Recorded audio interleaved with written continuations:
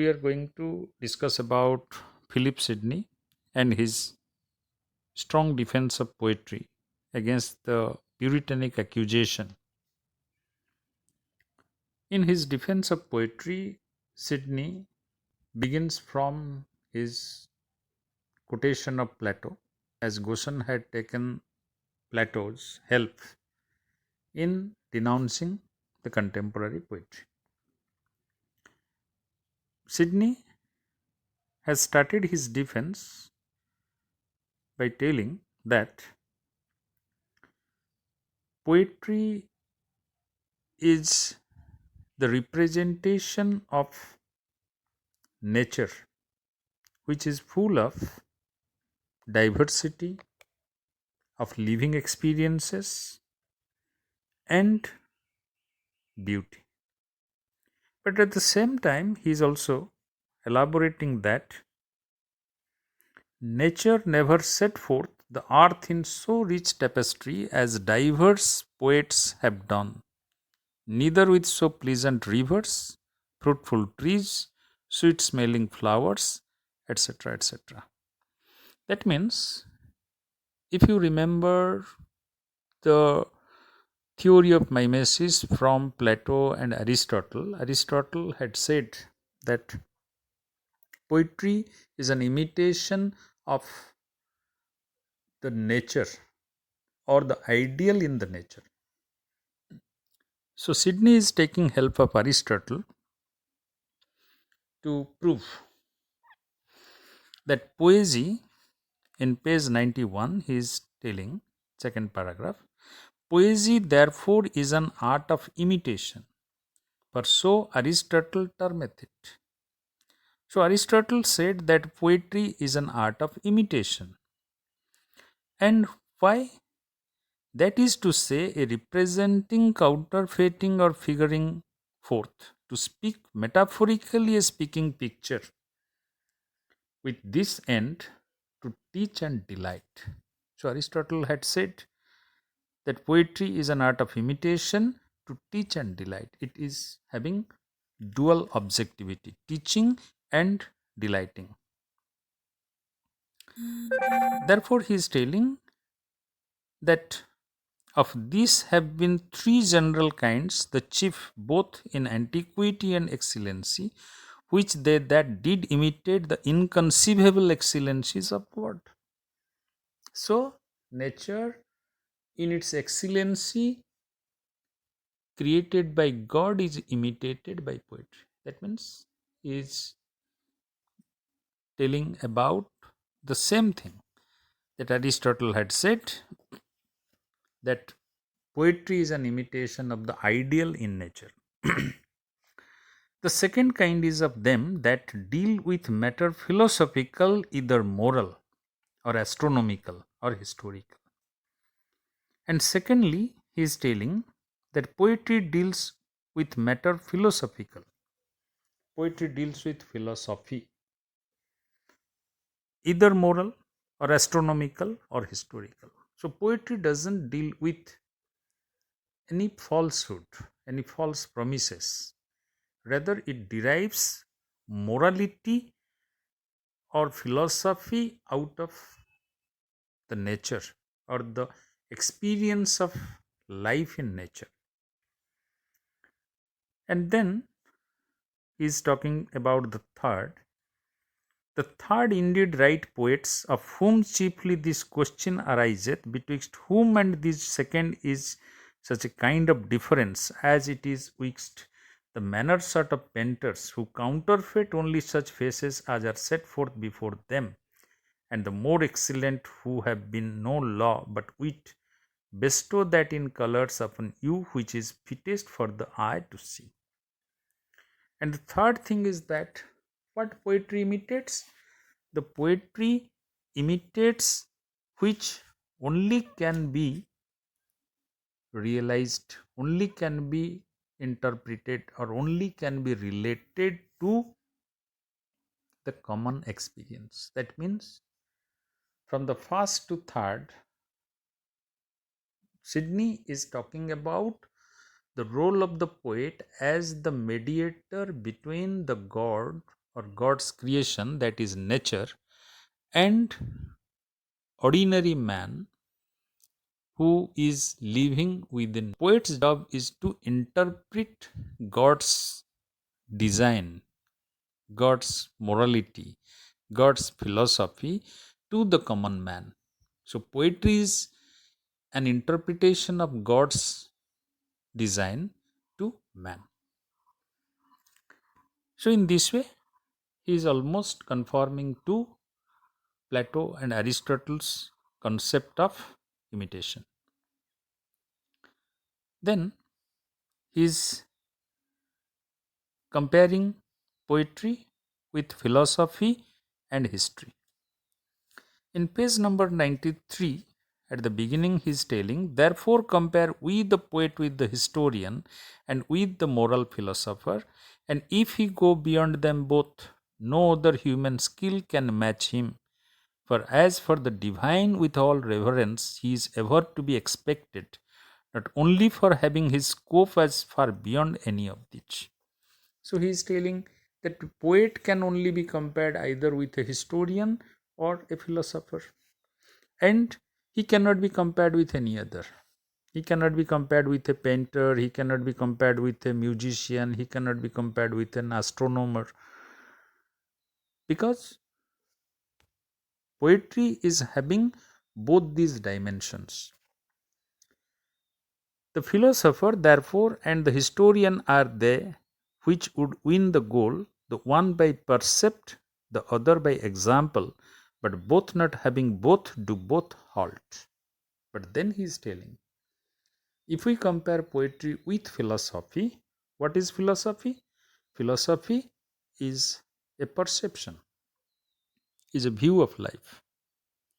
And history is an example, it is a fact, it is a factual statement of the past.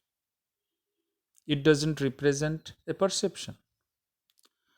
But history cannot have philosophy or perception, and philosophy cannot have fact. Both are separate. But poetry, as he tells, coupleth the general notion with the particular example. But poetry has both. Poetry has both perception, the philosophical perception, it has a perception. What the poet is going to tell us. If the poet is narrating the beauty of his hill, the poet is not simply telling us about the material hill. The poet is telling about what is the perception behind the hill. The hill may be presented as an image of patience, image of substance. And poetry also explains the perception through the example or the facts like history. So, poetry is a fine blending of perception and example. Therefore, it has both philosophy and history. Therefore, at the last paragraph, he is telling of 93 page, for conclusion I say the philosopher teacheth, but he teacheth obscurely, so as the learned only can understand him. That is to say, he teacheth them that are already taught. But the poet is the food for the tenderest stomachs. The poet is indeed the right popular philosopher. The philosopher is a teacher. He teaches. But whom he teaches? Those who are already taught. That means those who are already scholars, or already they know something about knowledge. Philosophy cannot be taught to a layman. Philosophy cannot be elaborated to an ordinary man without having any background of knowledge. But poet teaches whom? The tenderest, any person.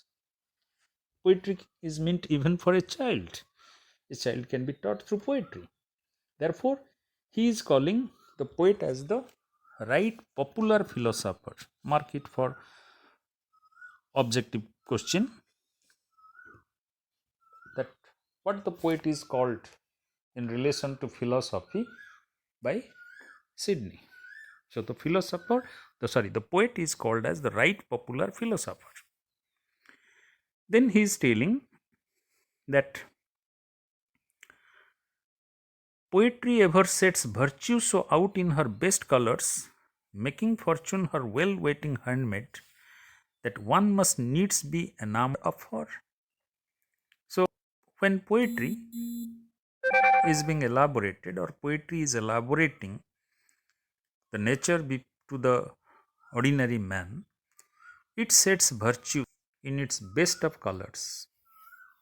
The philosopher may give us good perceptions of life, but we may not be able to accept it. Why? Because they are being presented in certain abstract ideas. For example, somebody will say, man is mortal, so man should not be greedy. An ordinary man won't follow it. Yes, if I will die someday, why should not I keep all the fortunes for my children? Why should not I enjoy all the. But poetry teaches these virtues with so much of images. Colors means images, examples, references. So that the person who goes through poetry is most impressed, is most well taught. Therefore, Sidney is arguing that poetry is a better teacher than philosophy. Poetry has better knowledge than philosophy. Then he is telling that in page 95, the first paragraph, now therein of all sciences is our poet the monarch, for he doth not only show the way, but giveth so sweet a prospect into the way, as will entice any man to enter into it. So he is telling the poet is a monarch. Monarch in which way? Monarch among all the wise men of different branches of knowledge. Why? Because it doesn't only point out the perception, the way, but also elaborates it in such a sweet manner that it entices, it inspires or attracts the common man to follow it. Then in the next paragraph, he is telling, so poetry being the most familiar to teach it and most princely to move towards it, in the most excellent work is the most excellent workman. So poetry is the most familiar medium of teaching and most princely to move towards it, and very gracefully, very convincingly, it induces the reader towards realizing what it teaches. And also, it is full of excellent crafts. Poetry is not possible in very simple, objective language. It needs the figures of speech and makes it a beautiful presentation. And this beautiful craftsmanship makes poetry more alluring. In the next paragraph, he is telling that since it is so universal that no learned nation doth despise it, nor barbarous nation is without it. And he is telling that poetry is so universal in its approach that not a single nation in mankind, whether it is learned or barbarous, they cannot do without poetry. Therefore, poetry is the most favorite medium of teaching, medium of instruction in mankind. So he is just rejecting the allegation of Goshen that poetry should be banned because poetry is the least among all the branches of knowledge, and for poetry the English national prestige is being lowered. His argument in the page 96 is telling the poet only only bringeth his own stuff, and dothn't learn a conceit out of a matter, but maketh matter for a conceit. This is an important point of Sidney's argument.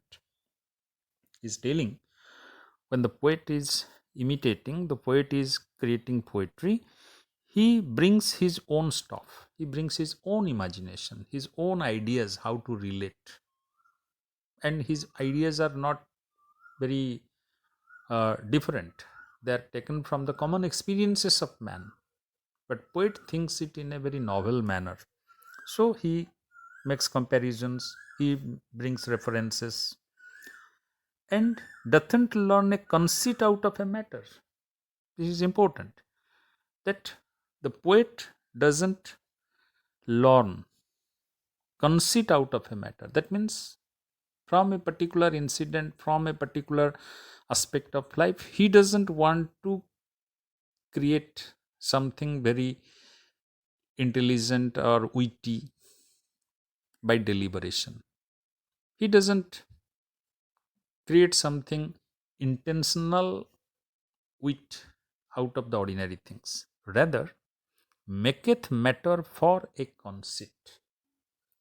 Rather, he takes the ordinary experiences of life as a conceit, as a witty thing. So, simple things in life is being presented in excellent manner or extraordinary manner in poetry. Poetry means elevating the ordinary experiences or ordinary feelings of life into extraordinary. And since his effects be so good as to teach goodness and delight the learners of it, and he is telling in this way what happens, poetry both teaches and delights. So poetry fulfills its most uh, common objective, that is teaching and delighting. Then in page 97 he is talking about the guidelines for the poets, that how the poet could be better. First, that there being many other more fruitful knowledges, a man might better spend his time in them than in this. So he is coming again back to Goshen's accusation that poetry is not a very fruitful knowledge in comparison to other branches. And secondly, that it is the mother of lies. Thirdly, that it is the nurse of abuse. And then he is talking about, lastly and chiefly they cry out with open mouth as if they had overshot Robin Hood, that Plato banished them out of his commonwealth. So now he is arguing one by one against all these points which already we have discussed. First, to the first, that a man might better spend his time is a reason indeed. So he is telling, going against the first allegation, a good poet always makes poetry a place of fruitful knowledge.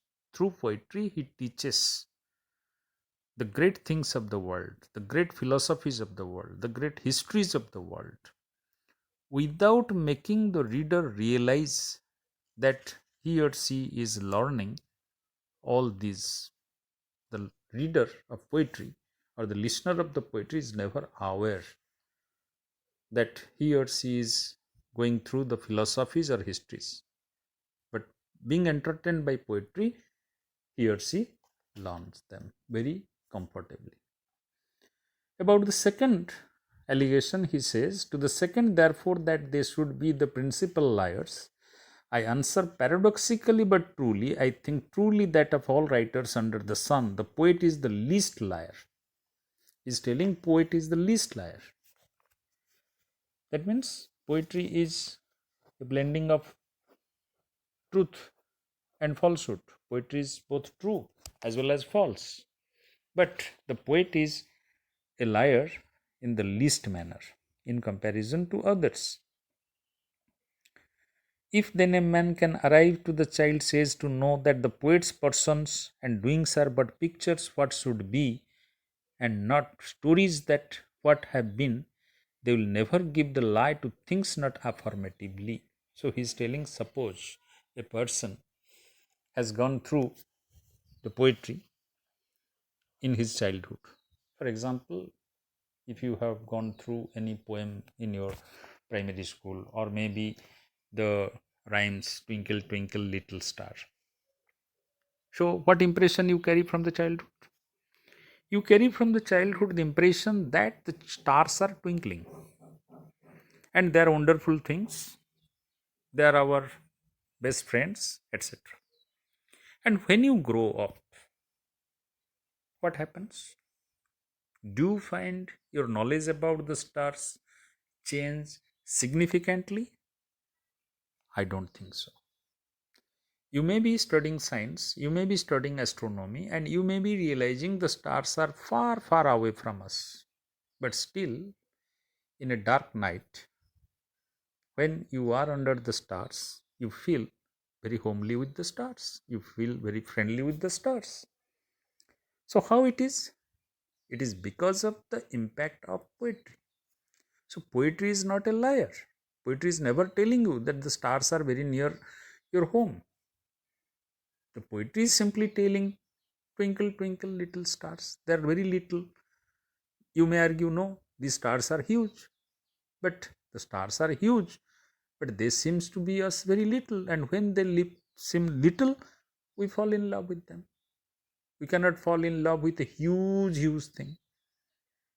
Therefore, he is telling poetry is not the mother of the lies. And about the third thing he is telling, it is the abuseth men's wit, training it to a wanton sinfulness and lustful love. But he is arguing that how could poetry abuse man's wit? Does it train man to be sinful or lustful? Going through love poetry, can you find any man becoming a rapist? Can you find any man becoming a vagabond or a wanton character moving after the girls or the women? So he is telling poetry never influences man's character in a degradeful way. Rather, it brings decency, gracefulness, or a broader sense of belongingness to the whole world. Poetry doesn't make us alienated. Poetry is not limiting us or our feelings. Rather, poetry is broadening our view of the life. So, in this way, he is proving the accusation as false. Then he is coming to the next point, that is Plato's banishment. And he is arguing that Plato composed his philosophy through poetry. Plato appreciated his contemporary poets of Greece. Plato therefore made out the theory of imitation. So Plato was in love with poetry because poetry was the source of his knowledge. So Plato was never against poetry. Only Plato said that if there will be an ideal republic, so where is the ideal republic? This is a dream. This is a non existent idea. An ideal world, an ideal nation, where is it? It is nowhere. So Plato said, if there will be an ideal republic, then he will be banishing the poets because poetry doesn't give the reality, impression of reality. But poetry is not only meant for giving the impression of reality. Poetry is rather teaching the mind which are not conducive, which are not suitable for being taught. Therefore, Plato's accusation was not against poetry in general. Plato's accusation was that in an ideal condition, he will banish those poets, those who are propagating the false ideas, the false impressions, or the false feelings in the society. But great poetry, epic poetry, or other poetic such thing, man's impression about the universe. So he is telling that Plato found faults that the poets of his time filled the world with wrong opinions of the gods. So those poets who are giving wrong impressions about the reality, about the impressions, they should be banished, not all the poets.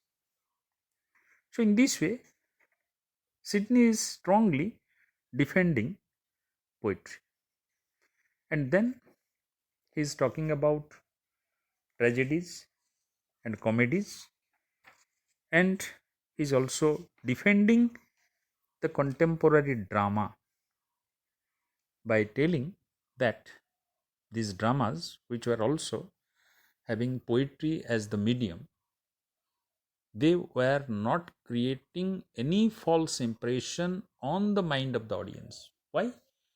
Because the audience very well knew that the things that are presented on the stage, or the characters who are presented on the stage, they are very much not real. So when the audience were very much in knowledge that these things were not real, so how come a dramatist is going to mislead them? How come the dramatist is going to exploit them? How come the dramatist is going to corrupt their wit and intelligence? So in this way, he is telling that contemporary drama or the Renaissance drama has not done any disservice to the public. Rather, it has brought to them their ideals, their moralities, their philosophies, their religion, their nationalism in a very discursive manner by allowing them to discuss them, to debate them, and then to accept them. So the drama is encouraging the debate in the mind of the audience. It is making that debate happen. It is trying to do away with the blind faith, the blind belief. So Sidney is telling poetry and drama, they are not creating any impressions which are blind.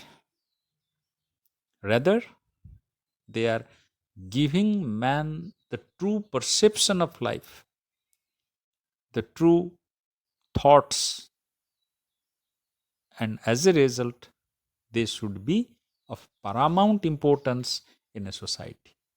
And when literature, poetry, drama, they will develop, the society will develop. Why? Because they are the means of teaching the ordinary people and the people from diversity with very convenience. So in this way, Sidney has defended all the allegations against poetry of the contemporary period. Accusations of Stephen Goshen and the defense of poetry by Philip Sidney. For and against poetry from your syllabus. Stephen Goshen, who was a Puritan scholar, he published a work in 1579 with the title The School of Abuse. Here, he had severely attacked the contemporary poetry, particularly the onset of Elizabethan poetry with its free flow of emotion and passion, which was previously not found in the poetry of classical period or even the medieval period. And as a Puritan, he had natural opposition to the freedom on the part of the poets and the dramatists of Elizabethan period, and particularly he opposed Spenser and his love poetry. And in his essay, he has compared poetry with the magic or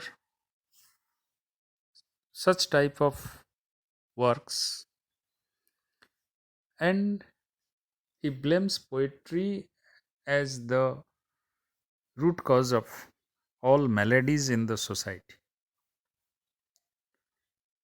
So, he has broadly 5 allegations against poetry.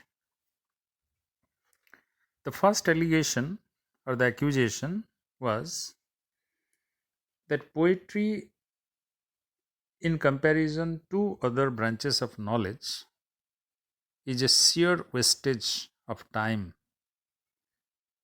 because it doesn't bring any fruitful knowledge. It doesn't give any knowledge of substance, any knowledge of realization to the individual. Secondly, he accuses poetry as the mother of all lies, that it is deceitful and it is misleading,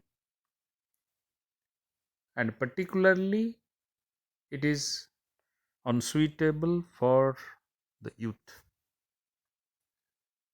He blames poetry as deceiving the young minds and capturing their attention without having any true aspect of living experience. His third accusation against poetry was that poetry is the nurse of all abuse. It abuses all other knowledges and degrades the national prestige of England.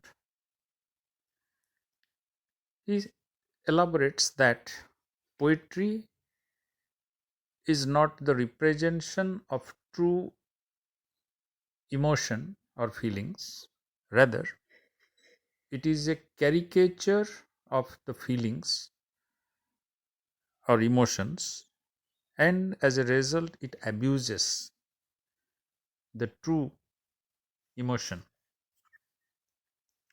And as such, it creates a hurdle in the development of English nationalism, incompatible with the contemporary European nationalistic ideas.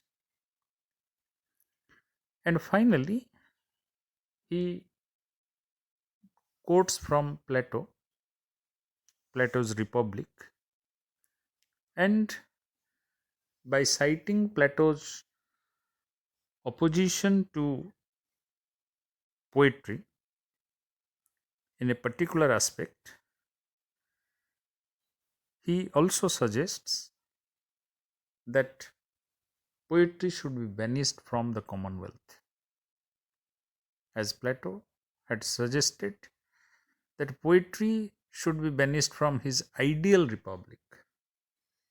So he also suggests that poetry should be banished from the Commonwealth, that is the British Commonwealth.